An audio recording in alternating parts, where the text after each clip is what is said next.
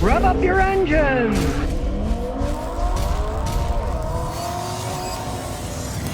Well, Ford's CEO Jim Farley's at it again. Now he said, I'm rethinking where we're going to build cars after the crippling UAW strike. As the saying goes, are you threatening me?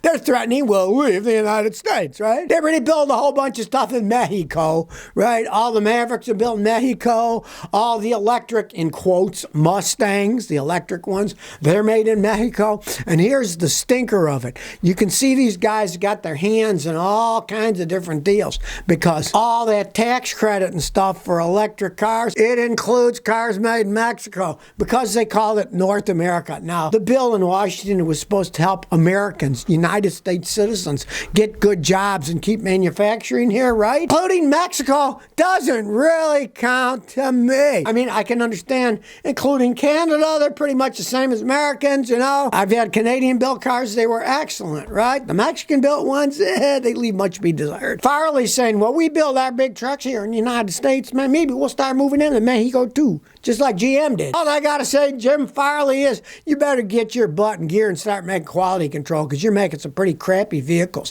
3 years in a row, they led all manufacturers in the United States for recalls. Engines blowing up, valves bending, electronics going haywire, right? Fix your own shop before you start whining. Make them right, you know? People buy them if they're made right and at the right price. Well, the other day, guy came to me, he bought a used Ram truck, and I thought, I don't like Ram trucks, right? But he bought a used one. I said, why'd you buy a Ram truck? He said, you know why? Because I like luxury trucks, he said. And I went to the Ford dealer, and the luxury F-150 that I liked was $81,000. So I bought a used Dodge for $25,000. Well, I can't blame him on that one. Now, here's one that I can't help but laugh at. Tesla collapse has investors wondering if it's still magnificent. Well, they picked them as one of the magnificent seven, the top, high-tech stocks, right? Well, so far this year, their stock is down 24%. The S&P, they picked Tesla as one of the top 7 high-tech stocks, right? Been driving the S&P up, right? All these high-tech stocks. Well, now, hey, down 24% already this year, and we're only in the second month. Things aren't boding all that well.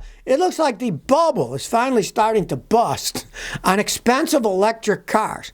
The rich that wanted them bought them. The people that bought them and found out they hate electric cars got rid of them. It's not going to be this growth, yeah. And they keep growing until they get to the moon, you know? It doesn't work that way. Only a certain amount of people want something are going to buy it. And then after that, they got a bunch of them lying around that nobody wants to buy. How long can the government subsidize this crap? They're basically taking tax dollars and they're giving it to these corporations. Indirectly, you get a tax break, but the money goes to buying the car, right? I don't understand how the government gets involved in subsidizing car purchasing for the United States. To me, it's just absurd, especially expensive cars like that too. You know, it's like, well, I guess we're subsidizing the rich some more, even more. They already have all the tax breaks, but now, hey, let's subsidize the cars they buy too. Oh, that sounds like a great idea. Let's have another cigar and a glass of champagne, right?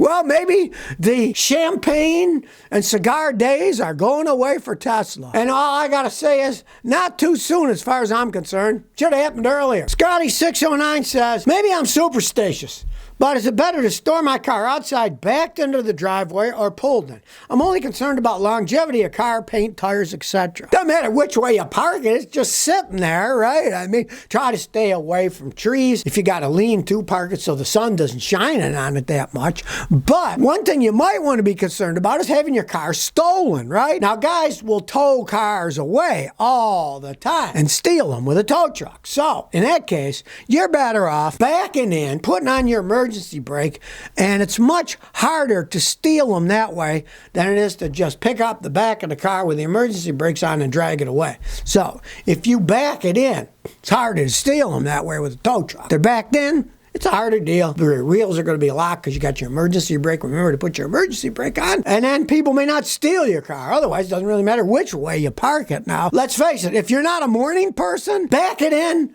first. And then when you get up in the morning, you don't have to think about backing and looking. You're going forward, right? So if you're not a morning person, perhaps back it in so you don't run into something when you get out. Cajun says, Scotty, what do you think of CVT transmissions? Will they last? Numero uno, I'm not a fan because I don't like the way they shift. They're kind of sloppy. Their acceleration is slower. The modern Toyotas, a lot of them are much better because they have a launch gear. The CVT transmission has an actual first real gear that meshes in and drives it. And once you're out of first gear, it shifts back to an automatic CVT. And then, of course, it has less acceleration. It'll take off great in first gear, but then once you're into the CVT, it doesn't accelerate quite well. So when you're on the highway and you want to pass something, you step on it, it goes and goes faster, but it doesn't accelerate like a regular geared automatic transmission does that will shift down a gear lower when you're passing people. So I just don't like them. Now, as to will they last, the Toyotas, at least in the last 8-10 years, they seem to have not that many problems, and the really newer Hondas don't seem to have that many problems, right? Jatco Nissan ones are absolute piles of junk. The American ones are pretty crappy too. I wouldn't buy one of those, so I wouldn't buy the cars anyways, and having a CVT that they make makes it even more that I'd never buy one of those things. But I personally like either a manual transmission or automatic with real gears in it. It just feels better. And take Toyotas, I've seen their 4 and 6-speed automatics go 500,000 miles and still be original and work okay. I never see that out of the CVTs. Arizona Wildcat says, I can't tighten my harmonic balancer bolt. I have a 2000 Jeep Cherokee. I removed the harmonic pulley. When I installed it, the bolt doesn't tighten all the way. It gets to a point and then it releases. What's the best way to get it back in? I believe the threads are worn. Well, the threads aren't worn. They're what's called stripped. And what's happening is you're tightening it to a certain extent and then boom, first things first. Take the bolt out. Look at it and pray that the bolt itself has threads and then the next threads are all stripped. And if that's the case, great. Buy a new bolt and put it in. Maybe put a little Loctite on it to seal it in, right? Now let's say the bolt's okay. That means you have now stripped the threads inside the crankshaft. And if that's the case, you're pretty much screwed. You'd have to put a new crankshaft in, take the whole engine. It's a pain in the butt.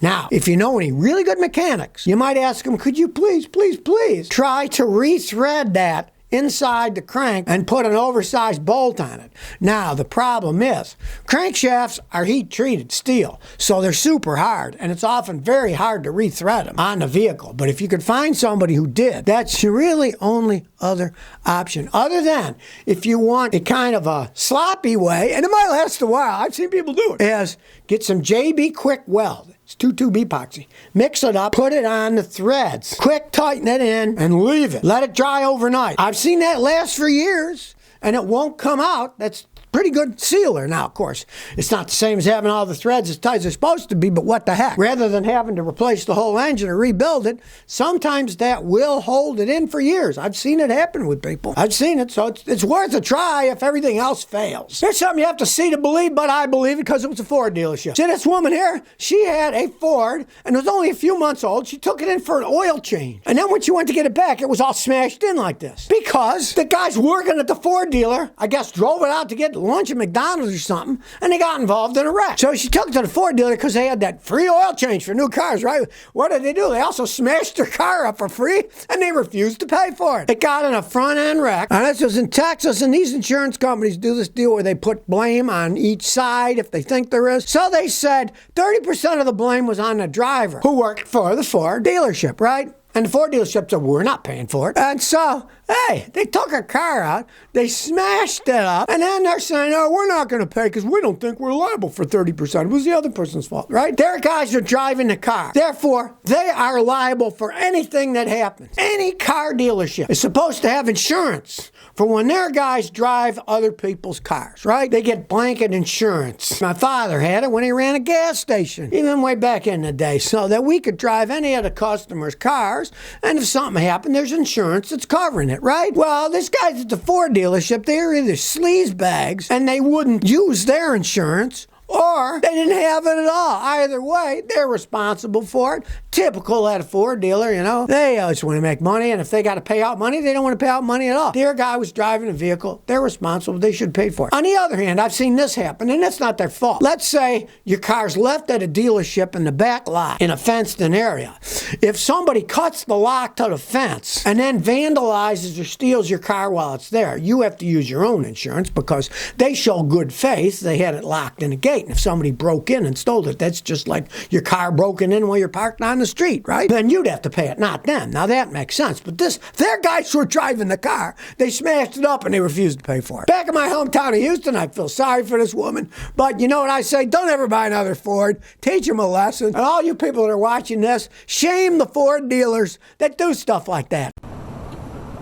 So if you never want to miss another one of my new car repair videos, remember to ring that bell.